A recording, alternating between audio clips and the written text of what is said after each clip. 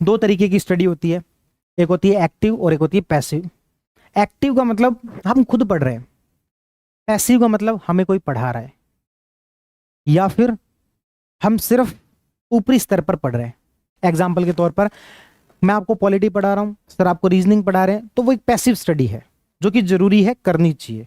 आप मुझे सुन रहे हो, उस दौरान पढ़ ले। लेकिन उसके बाद आपको एक्टिव स्टडी करनी पड़ेगी, आपको खुद से उसको पढ़ना पड़ेगा।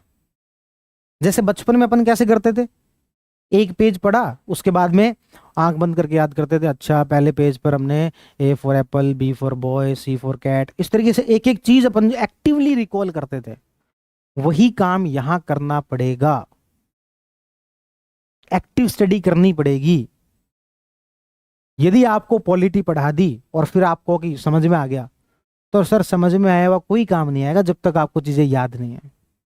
आप यदि कहो कि एक्चुअली है ना, मुझे क्या ना कि फैक्ट्स याद नहीं होते, तो सर फैक्ट्स याद नहीं होते तो एक काम करो, तैयारी छोड़ दो। यहां तो करने पड़ेंगे फैक्ट्स याद, या तो हिंदी के प्रायवाची रटने हैं तो रटने हैं।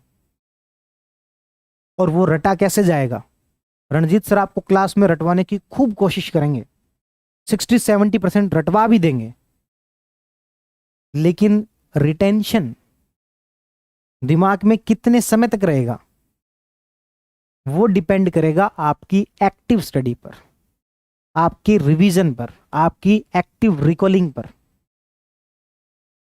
हम सामान्यतः क्या करते हैं, पैसिव स्टडी। पैसिव स्टडी कैसे होती है, ये पूरा एक पेज लिखा हुआ है,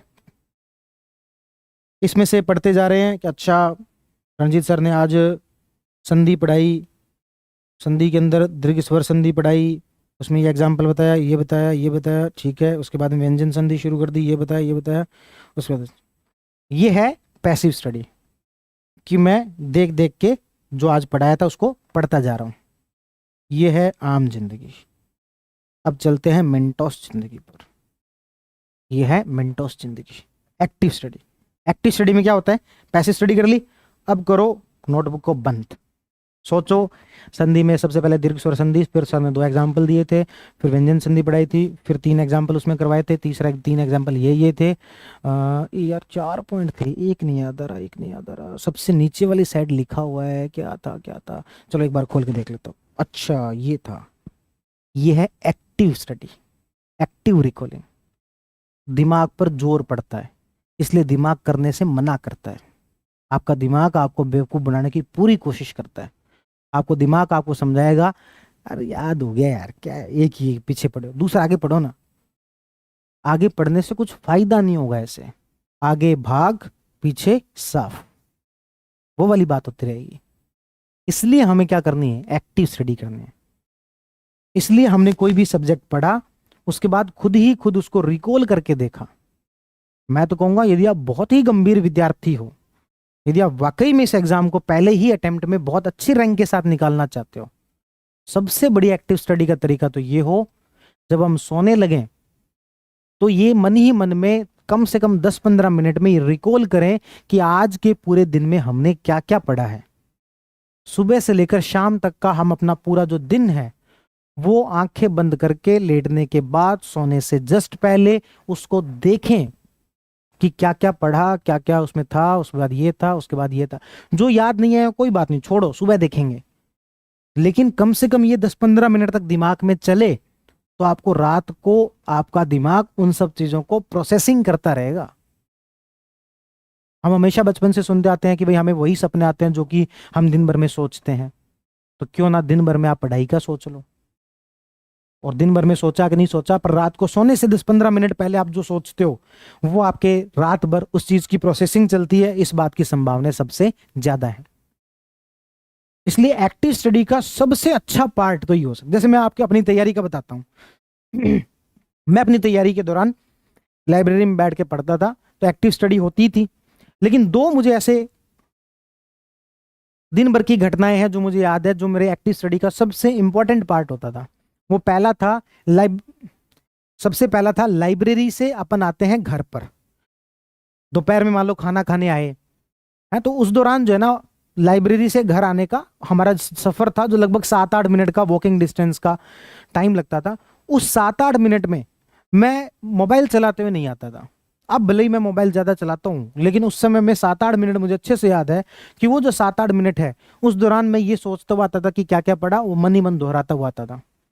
खाना खाया, खाना खाने के बाद वापस लाइब्रेरी जा रहे, तो उन 7-8 मिनट 15 मिनट का अच्छा यूटिलाइज करते थे। कोई कहने को कह सकता है 15 मिनट का ऐसा क्या बखान कर रहे हो, 15 मिनट लेट सो जाते, 15 मिनट ज्यादा पढ़ लेते। मैं कह रहा हूं 15 मिनट पढ़ा, 15 वो इंपॉर्टेंट नहीं है, 15 मिनट मैंने सिर्फ एक्टिव रिकॉलिंग की, वो ज्यादा इंपॉर्टेंट है। इसी तरीके से शाम को 5-7 बजे के आसपास में घूमने गए, आधा घंटा घूमने जाता, अकेला, अकेले गए। इवन बकायदा मुझे याद है कि जैसे 2 से 5 बजे के बीच में पढ़े, तो एक पेपर पर कोई बिल्कुल हेडिंग हेडिंग उसके अंदर लिख ली, और जब शाम को घूमने जाते तो उसको मन ही मन रिकॉल करते हुए जाते, बीच में कुछ भूल गए, वो पन्ना निकाला, हेडिंग देखी, अच्छा हाँ ये भी तो पढ़ा था, फिर मन ही मन उसको भी देख लिया। ये बहुत ज्यादा जरूरी है, एक्टिव रिकॉलिंग। और ये मैं आपको तैयारी के बिल्कुल शुरुआत में बता रहा हूं, यही सब बातें मैं आपको 1-2 महीने बाद फिर बताऊंगा, और आप अब भी संभल जाओ, उससे बेहतर कुछ नहीं हो सकता। इन सब चीजों को हैबिट में ले आओ, उससे बेहतर कुछ नहीं हो सकता। हालांकि मैं तो उस समय में भी कहूंगा कि अब भी संभल जाओ, तब भी कोई दिक्कत नहीं है, पर सबसे बढ़िया टाइम है आज। आज से ये सब चीजें करनी शुरू करो। हम देखो किसी चीज में इन्वॉल्व हो जाते हैं ना, तो उसमें हमें मजा आने लग जाता है। आपको इस तैयारी के अंदर ऐसा ही इन्वॉल्व हो जाना चाहिए बस। छोटा सा काम बताता हूं कि एक फार्मर रजिस्ट्री होती है, उसको ना एक अप्रूवल देनी होती है, मोबाइल से अप्रूवल दी जाती है, एज ए तहसीलदार आपको वो काम करना होता है। तो फार्मर रजिस्ट्री की अप्रूवल देनी होती है। तो काफी सारी पेंडिंग हो गई थी बीच में, क्या खाटू श्याम जी का मेला, जीन माता का मेला, सीएम साहब की विजिट, ऐसे बहुत सारे काम हो गए थे, तो मैं तहसील में वो काम कर नहीं पाया था। और वो काम उतना इंटरेस्टिंग भी नहीं है, क्योंकि उसमें पटवारी और गिरदावर रिपोर्ट दे चुका है, आपको सिर्फ जो उसको कंप्लीट करना होता है, उसको केवल अप्रूवल देना होता है। ऐसा कुछ खास आपके दिमाग लगाने जैसा काम नहीं, एक तरीके से मैनुअल है कि बस ठीक है अप्रूवल देते जाओ देते जाओ देते जाओ। तो मेरी अप्रूवल पेंडेंसी बहुत ज़्यादा हो गई थी, 4-5 हज़ार अप्रूवल जो देने थे। सीएम साहब की विजिट थी, ऊपर से आदेश आया कि इसको जल्दी निपटाना है, सीएम साहब आएंगे तो पूछेंगे। तो मेरे मन में वो हो गया कि यार अब ना इसको मुझे पूरा करना है। तो मैं रात को 12 बजे बैठा, 3-4 बजे तक वो टारगेट बन गया दिमाग में।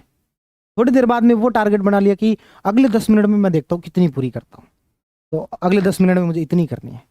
फिर दिमाग में आया कि नहीं यार 10 मिनट में 100 हुई थी, इस यानी कि 1 मिनट की 10, अगली बार 12 करूंगा, यानी कि 10 मिनट में 120 करूंगा। इस तरीके से आपको उस काम में इन्वॉल्व इतने हो जाते हो कि मजा आने लग जाता है। एक जो बिल्कुल बोरिंग काम था वो भी आपको बढ़िया लगने लग गया, उसमें भी आपने अपने टारगेट बना लिए। तो बस यही काम यदि आपने अपनी तैयारी के अंदर कर लिया कि आपको 15 मिनट भी मिले, तो आप यदि ये सोचने लग जाओ कि इस 15 मिनट को मैं कैसे यूटिलाइज कर लूँ, इसमें अपने मार्क्स में कैसे थोड़े से और बढ़ा लूँ, दूसरों से थोड़ा सा और कैसे अलग कर लूँ, बस ये एटीट्यूड हमारा इस तैयारी को लेकर आ गया, तो हमें सिलेक्शन से कोई नहीं रोक सकता।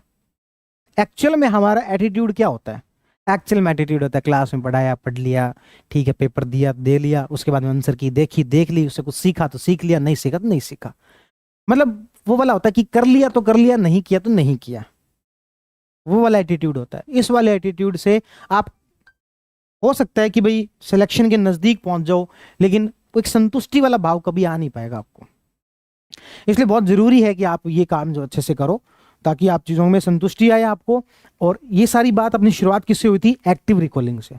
ये एक्टिव रिकॉलिंग का पार्ट है पूरा। एक्टिव रिकॉलिंग का मतलब होता है कि चीजों को ना सिर्फ पढ़ना, बल्कि उसको अच्छे से याद करना, उसको दिमाग में बिठा लेना। इवन आपसे कोई 1 महीने बाद 2 महीने बाद भी पूछे तो आपको अधिकतर चीजें याद हो उसकी, उस तरीके से दिमाग में बिठा लेना। तो वो काम आपको करना है, ठीक है ना। अब चलते हैं अगले पॉइंट पर, वो है इग्नोरिंग द सिलेबस। सिलेबस को इग्नोर करना, किस चीज का कितना वेटेज है, किस चीज का वेटेज कम है, किसका ज्यादा है, उस चीज को इग्नोर करना। हालांकि हो सकता है आरपीएससी कभी भी अपना ट्रेंड बदल ले, कभी भी जो नंबर ऑफ क्वेश्चंस है वो सब्जेक्ट वाइज अलग अलग कर दे, लेकिन फिर भी हमें एक अपनी तैयारी करते समय में कुछ बातों का तो ध्यान रखना पड़ेगा ना। अगर यहां से ज्यादा क्वेश्चन पूछे जाते हैं तो यहां पर तो हमें एक भी क्वेश्चन गलत नहीं करना, उस तरीके की, उस लेवल की तैयारी करनी है। जैसे आरएस प्री के अंदर जनरल साइंस से ज्यादा क्वेश्चन नहीं पूछे जाते, तो मैं वहां पर ये कह देता हूँ स्टूडेंट को, फिजिक्स केमिस्ट्री छोड़ दो यार, मत पढ़ो। लेकिन पीएसआई के अंदर फिजिक्स केमिस्ट्री जनरल साइंस से क्वेश्चन पूछे जा रहे हैं टैक्स से भी ज्यादा, तो हम सिलेबस को इग्नोर नहीं कर सकते।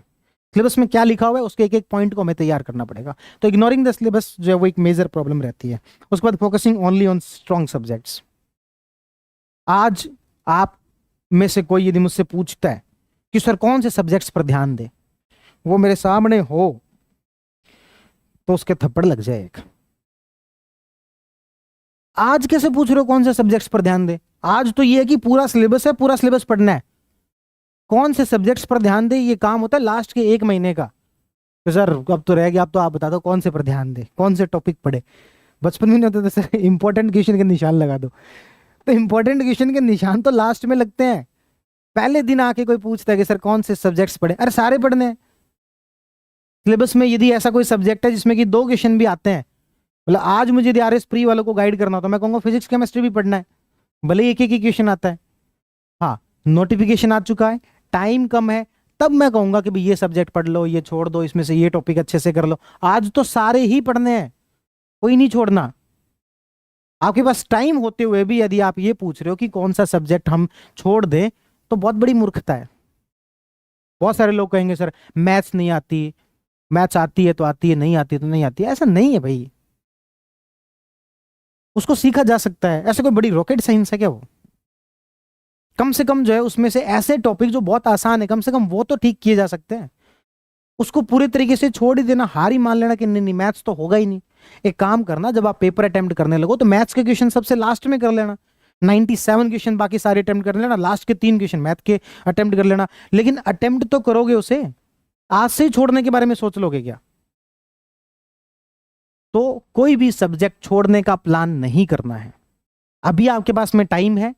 यदि आप ये एक एक क्वेश्चन मिलके ही तो आपकी ओवरऑल स्कोर बढ़ता है। बूंद बूंद से घड़ा बढ़ता है, अपन हमेशा से सुनते आते हैं। हालांकि आप कहो कि सर हमारी परंपराएं अलग है, हमारा घड़े से काम नहीं चलता, हमें चाहिए पूरा समुद्र। घड़े से हमारा क्या होगा? ये पैसों के बारे में आता है।